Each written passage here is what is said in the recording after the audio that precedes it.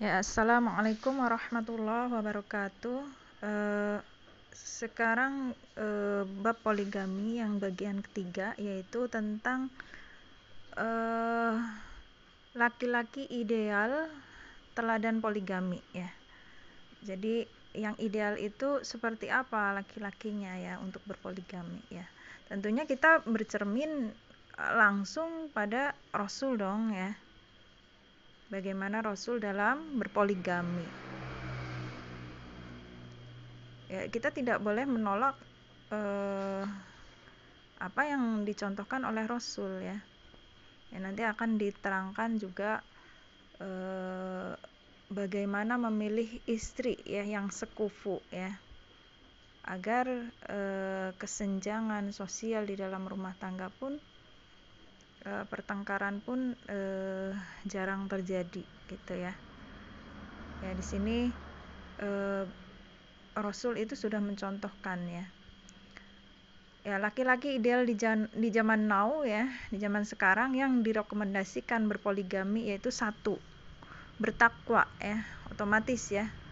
Bertakwa pasti dia takut kepada Allah ya.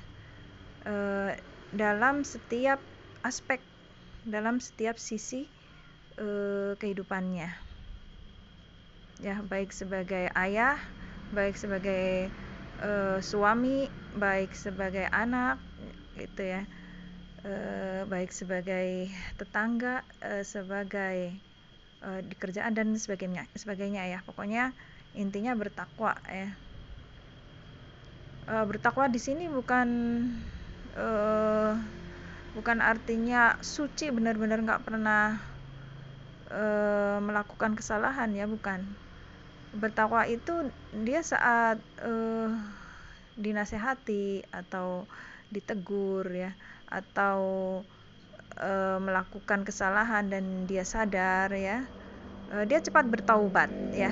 Itu adalah laki-laki yang bertakwa itu seperti itu ya. Laki-laki dan wanita yang bertakwa itu bukan berarti tidak pernah melakukan dosa ya, tapi dia cepat sadar ya akan dosa tersebut ya, akan maksiat tersebut dan cepat bertaubat. Yaitu adalah ciri-ciri yang bertakwa ya, karena takutnya kepada Allah ya, rasa takutnya kepada Allah itu tinggi. Kadang memang melakukan maksiat itu karena ketidaktahuan atau minimnya ilmu gitu ya. Lalu dan istiqomah dengan takwanya ya tadi ya. Jadi benar-benar istiqomah takwanya, bukan takwa yang pura-pura ya. Makanya sebagai calon istri atau wanita ya, kita harus melihat atau meneliti dengan detail kalau mau poligami ya. Jangan asal cinta gitu kan langsung poligami, jangan ya. Tapi lihat ketakwaannya, lihat ilmunya, lihat amalnya, kesehariannya lewat temannya dan lewat keluarganya gitu ya. Karena dengan ketakwaan akan memberikan keadilan pada istri. Ya, ini faktor yang paling penting ya. Jadi faktor terpenting itu takwanya, bukan hartanya ya. Ya, kalau bertakwa pasti kurma 2 ya bisa dibagi untuk 2 istri. 2 biji ya, kurma 2 biji itu kalau bertakwa dia bagi antara 2 istri. Ya, itu jadi takwa itu lebih penting dari harta ya. Walaupun harta memang syarat juga ya untuk bisa berpoligami. Itu cuman takaran hartanya itu sesuai kemampuan gitu ya, karena Rasul pun pernah pernah hidup sederhana ya, sampai-sampai perutnya diikat gitu kan, karena nggak bisa makan, nggak ada makanan ya. Jadi tapi Rasul bertakwa walaupun nggak ada makanan, bertakwa ya gitu, bertakwa pada istri-istrinya ya. Dan punya ilmu ya, sehingga istrinya pun bisa qanaah ya, bisa menerima. Itu nomor 2 ya, kuat harta ya, finansialnya ya, dan boleh berpoligami hanya dengan rumah ngontrak ya.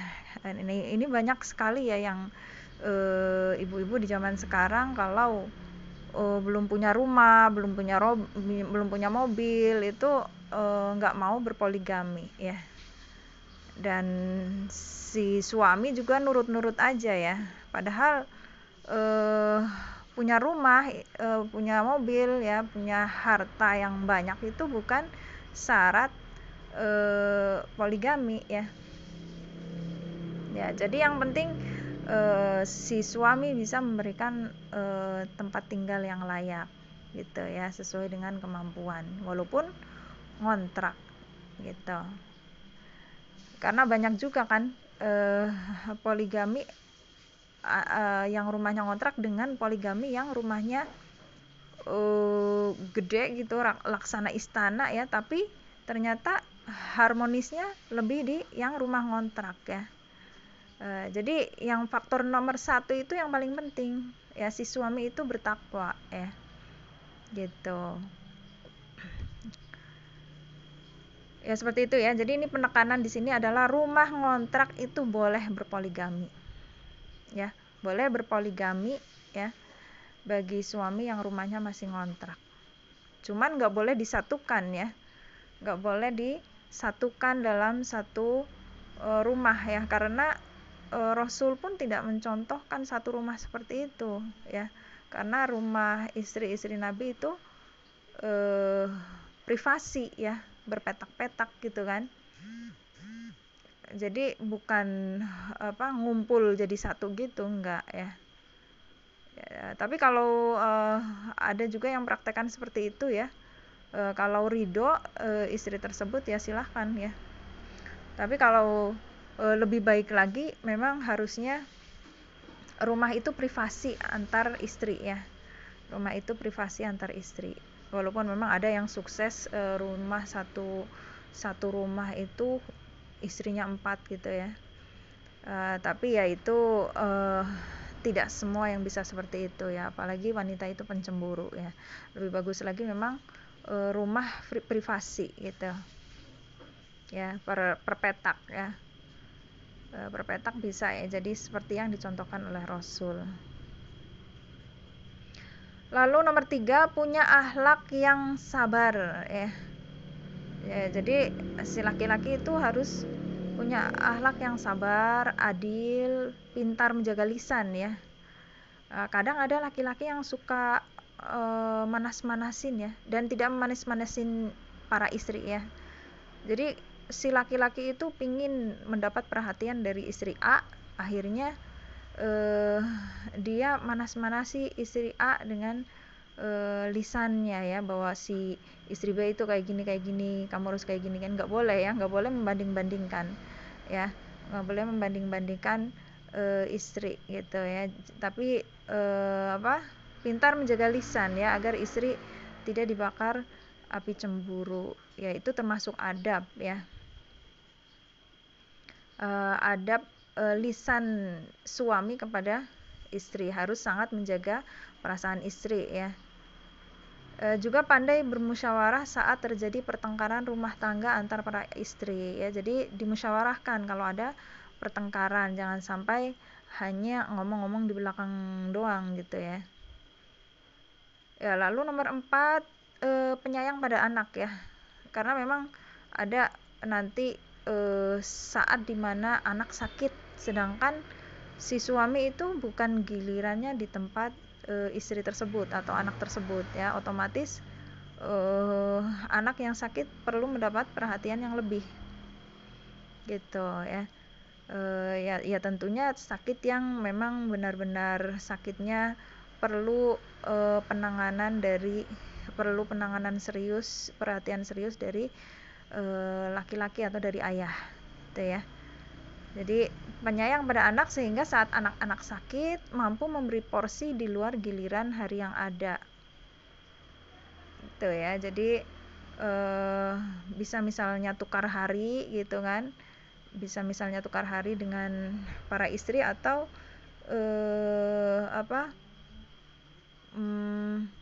ya lebih bagus memang tukar hari ya, tukar hari dengan para istrinya ya, kalau nggak pusing ya. Tapi kalau pusing ya harinya diganti menjadi di situ hari untuk spesial untuk anak yang sedang sakit ya, sesuai dengan keriduan para istri.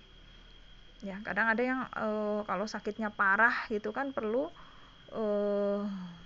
sampai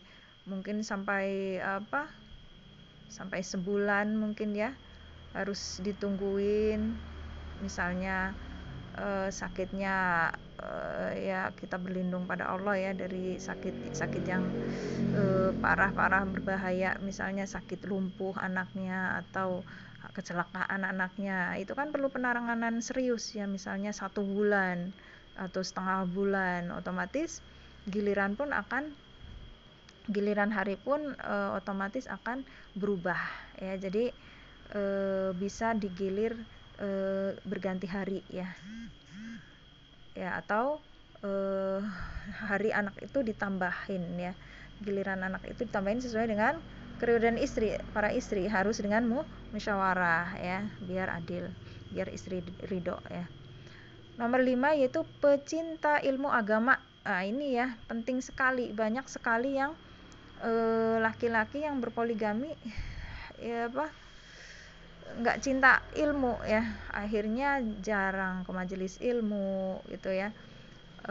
Apalagi kadang ada tipe laki-laki yang sangat membenci kalau istrinya menuntut ilmu agama ya. Ini bukan laki-laki yang ideal seperti ini ya. Padahal ilmu agama itu penting juga untuk diri sendiri, keluarga, dan juga untuk mendidik, untuk menjadi teladan anak ya. Jadi pencinta ilmu agama ya, baik ilmu akidah, ilmu adab, akhlak, fikih, dan semuanya ya. Kalau bisa ilmu dengan sempurna ya, karena dengan kesempurnaan ilmu orang tua, mayoritas ya pendidikan yang berhasil itu melihat dari keteladanan dari orang tua ya. Semakin orang tua berilmu, anak-anak pun akan berilmu ya. Jadi jangan hanya dikira ilmu akidah doang gitu. Kalau banyak waktu ya digunakan untuk menuntut ilmu dengan sempurna, baik ilmu bahasa Arab, ilmu alat ya, yang menunjang agar menjadi teladan anak. Dan menyuruh juga keluarga untuk rajin menuntut ilmu agama ya, karena dengan ilmu rumah tangga akan tentram dan bahagia. Betapa banyak laki-laki kaya ya tapi miskin ilmu agama ya. Nah, ini poinnya ya, banyak laki-laki yang sombong dengan kekayaannya, aku mau poligami gitu kan, tapi ternyata dia miskin ilmu agama, akhirnya sehingga banyak kezaliman dalam rumah tangga ya. Terutama ilmu akidah, adab, akhlak, itu fikih ya, itu sangat penting ya, ilmu-ilmu yang primer ya, yang harus dimiliki setiap orang ya. Ya, lebih bagus lagi ilmu-ilmu yang istilahnya fardu ain juga ya, untuk menjadi teladan anak-anak. Nomor 6 tentunya bisa menggilir dan menafkahi dengan adil ya, menggilir hari dan menafkahi dengan adil. Jikapun giliran hari tidak sama ya, seperti kasus Bunda Saudah ya, itu kan gilirannya tidak sama ya, tapi tentunya atas keridoan istri tersebut ya. Jadi kalau adapun jika istri tidak ridho, maka dianggap poligaminya zolim ya, karena sesuai dengan ketentuan pertama poligami ya. Saat pertama poligami kan di situ syaratnya adil ya, adil dalam hari gitu kan. Adapun jika hari bertahun kemudian gilirannya tidak sama, itu harus sesuai ridho istri ya. Kalau istri tidak ridho, dianggap bahwa laki-laki itu sudah menyalahi perjanjian awal dalam poligami atau menikah ya. Gitu. Jadi al muslim ala syurutihim ya. Muslim itu sesuai dengan syaratnya ya. Syarat pertama seperti itu ya harus dilakukan. Ya, akan berubah syaratnya jika yang diberi syarat itu ridho gitu, seperti kasus Bunda Saudah ya, gitu. Dan di sini kalau misalnya suami yang menggilir tidak adil ya, padahal sudah ada perjanjian di awal gitu kan, maka si istri boleh meminta cerai ya, karena memang dianggap zalim. Nomor 7, takaran harta yang wajib dinafkahkan oleh suami seberapa ya. Yang penting cukup untuk makan ya, cukup untuk kebutuhan bersosialisasi dengan tetangga dan kerabat ya. Kadang kita kan keperluannya bukan hanya makan doang ya, ada kebutuhan bersosialisasi, kondangan, atau misalnya ada kerabat sakit harus nengok, kalau nengok itu biasanya bawa oleh-oleh gitu kan, yaitu kebutuhan yang biasa ya, harus dilakukan oleh kita ya. Jadi ada kebutuhan bersosialisasi ya. Ya karena kita kan hidup sesuai dengan adat di lingkungan masing-masing ya, kita tidak bisa hanya mengandalkan syariat begini, tidak ya. Dalam nafkah pun harus sesuai dengan adat yang ada. Dan juga misalnya si istri tinggal di kota, lalu istri yang kedua tinggal di desa, maka nafkahnya bagaimana, perhitungan nafkahnya, maka itu tidak dipukul rata ya, karena nafkah yang kebutuhan hidup di kota biasanya itu lebih besar dari kebutuhan hidup di desa. Misalnya di desa itu beli sayur sop itu 5.000, tapi kalau di kota itu beli sayur sop itu 10.000, atau gorengan di Jakarta itu 1.000, gorengan di desa itu 500 atau gopek ya, otomatis beda ya kebutuhannya, nafkah ya, jatah nafkahnya itu beda ya. Ini saya pernah dengar dari Ustadz Armen Halim Naro kalau nggak salah ya. Jadi nafkah antara istri di desa dengan istri yang di kota itu disesuaikan dengan adat masing-masing ya, disesuaikan dengan kebutuhan yang ada ya. Jadi tidak harus sama ya, karena beda lokasi gitu. Ya bagusnya sih memang kalau biar nggak pusing, bagusnya satu daerah ya, otomatis keadilan itu jadi lebih real gitu, lebih nyata, atau lebih nggak memusingkan gitu dihitung-hitungnya itu ya. Jadi kebutuhan hidup di kota dengan istri di desa itu disesuaikan ya dengan adat masing-masing daerah, kebutuhan hidupnya. Lalu juga kebutuhan primer lainnya adalah pendidikan anak ya. Pendidikan anak itu penting. Lalu sewa rumah ya, jadi rumah itu rumah sewa atau ngontrak ya, yang penting rumah yang layak gitu. Jadi tidak harus punya rumah, tidak harus punya mobil duluan untuk poligami, enggak ya. Jadi rumah ngontrak pun boleh berpoligami ya. Ini adalah kebutuhan pokok ya. Seperti halnya Nabi ya, rumah 1 petak boleh ya. Nabi rumahnya 1 petak antar para istri ya. Makan pun sederhana ya, tidak berlebihan. Nah ini adalah cermin atau contoh poligami yang Nabi ajarkan ya. Makanya di dalam memilih istri pun ya, di dalam memilih istri atau suami dalam poligami pun harus yang sekufu ya, antara suami istri ya, baik sekufu harta, pendidikan maupun agamanya, sehingga tidak ada kesenjangan yang memicu pertengkaran.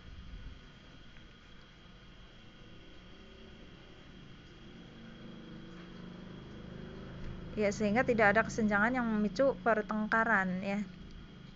Karena banyak wanita yang dituduh tidak qanaah ya, padahal sebetulnya bukan tidak qanaah.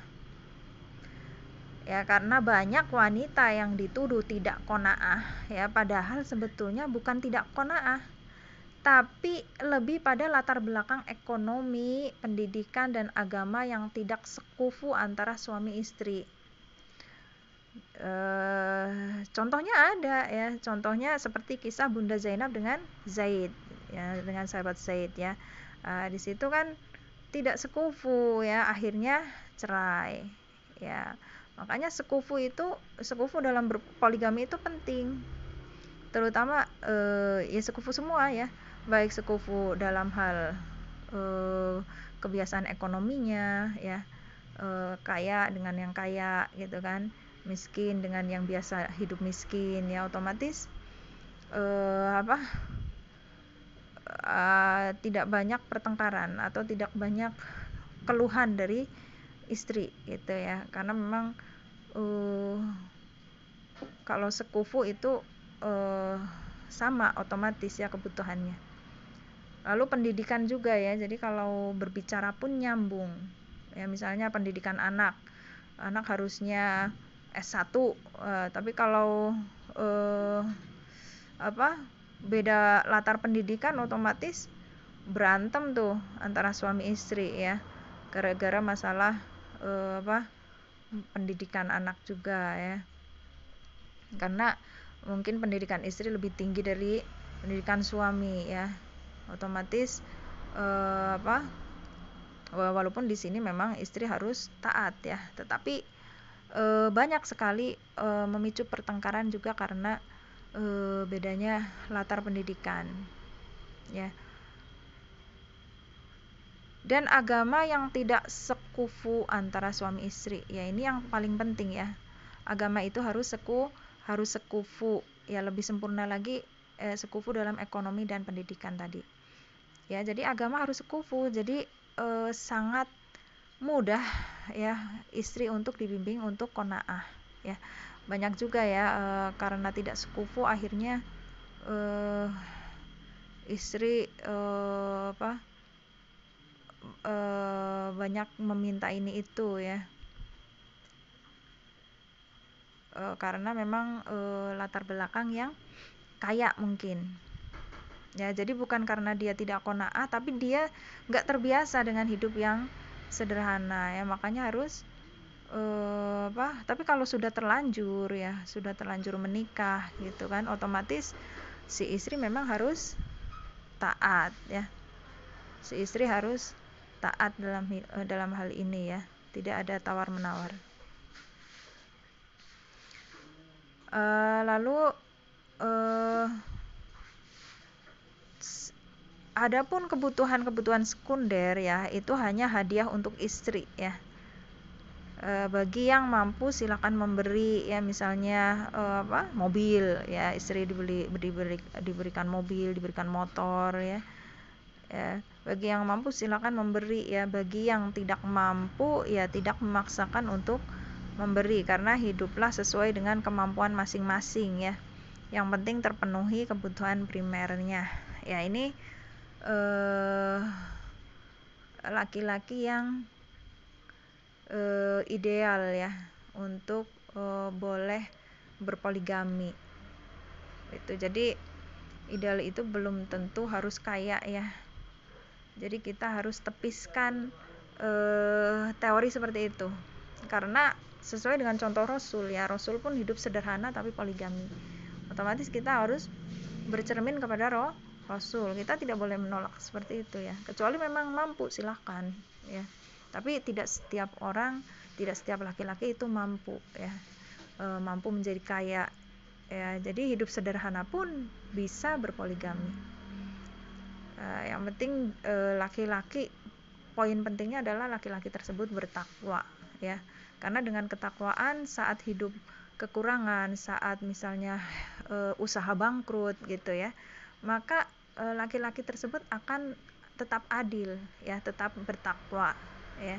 Ini makanya takwa itu sangat penting untuk laki-laki yang akan berpoligami ya. Semoga hal ini bisa bermanfaat ya, materi ini bisa bermanfaat dan bisa kita amalkan, mudah kita menerima syariat poligami ya, karena poligami itu takdir ya, dan syariat Allah, kita tidak boleh menolaknya ya. Walaupun kita mungkin tidak mengamalkan poligami ya, setidaknya kita tahu ya harusnya seperti apa sih poligami yang ideal menurut contoh Rasul gitu ya. Barakallahu fikum. Mohon maaf kalau banyak kekurangan. Kita tutup ya. Subhanaka Allahumma wa bihamdika asyhadu an la ilaha illa anta astaghfiruka wa atubu ilaik. Assalamualaikum warahmatullahi wabarakatuh.